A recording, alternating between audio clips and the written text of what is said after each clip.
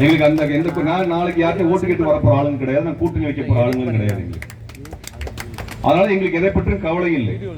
உங்கள் போராட்டத்துக்கு முன்னணி அரங்காக நின்று வழக்கு வாங்கணும், ஜெயிலுக்கு போனோம், அதுக்கு நாங்கள் தயாராக இருக்கிறோம். எங்களை எல்லாம் எந்த அரசாங்கமும் அச்சுறுத்தி விட முடியாது. நாங்கள் பல அரசாங்கங்களை பார்த்து விட்டோம், பல அரசாங்கங்களின் அடக்குமுறைகளை பார்த்து விட்டோம், வழக்குகளை பார்த்து விட்டோம், பல சிறைகளை பார்த்து விட்டோம். எங்களை எல்லாம் இவர்களால் அடக்கிவிட முடியாது. துணிந்து நில்லுங்க, துணிச்சலா நில்லுங்க, மாணவர்களை தயார்படுத்துங்க, பிற அமைப்புகளோடு பேசுங்கள், அவர்களையும் இணைத்துக் கொள்ளுங்கள், இணைத்து போராட்டத்தை கூர்மைப்படுத்துங்கள். அது ஒன்றுதான் வெல்லுவதற்கான வழி. நான் இங்கே வந்து உங்களை உற்சாகப்படுத்தி பாராட்டி சொல்லிட்டு போறதுக்காக இந்த கோரிக்கைகள் நிறைவேறும் சொல்லி உங்களை ஏமாத்துறதுக்கு வரல. நாங்கள் இயக்கங்களை சார்ந்தவர்கள், எது உண்மையோ அதை நேரடியாக வெளிப்படையாக பேசுவது எங்களது வேலை.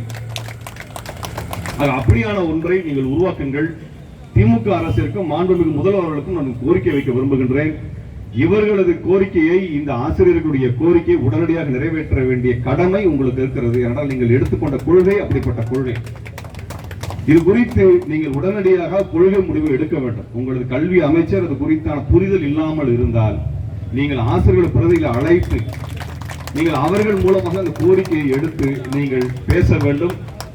அதன் மூலமாக இந்த சிக்கலை உடனடியாக தீர்க்க வேண்டும். இல்லை என்றால் இது ஒரு பெரும் அலையாக திரண்டு எழுந்து உங்கள் ஆட்சிக்கு எதிரான ஒரு மிக பெரும் ஒரு அரசியலாக வலுப்பெறும் என்பதை நான் இச்சமயத்தில் உங்களது கவனத்திற்கு கொண்டு வர விரும்புகின்றேன். ஆகவே திராவிட முன்னேற்ற கழகம் உடனடியாக இந்த பேராசிரியர்கள்